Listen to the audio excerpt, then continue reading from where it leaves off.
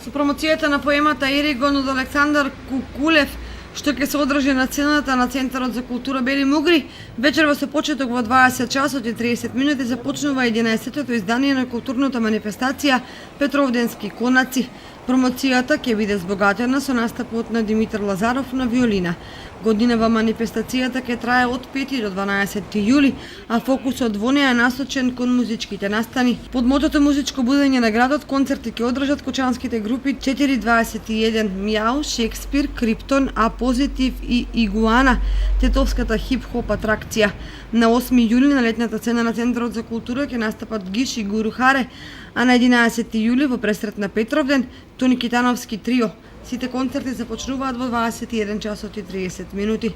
Во рамките на Петровденските конаци ќе се одржат младинската ликовна колонија Свети Пантелеймон и Духовната академија по повод Петровден, на која ќе настапат црковни хорови од Лесново, Штип и Радовиш.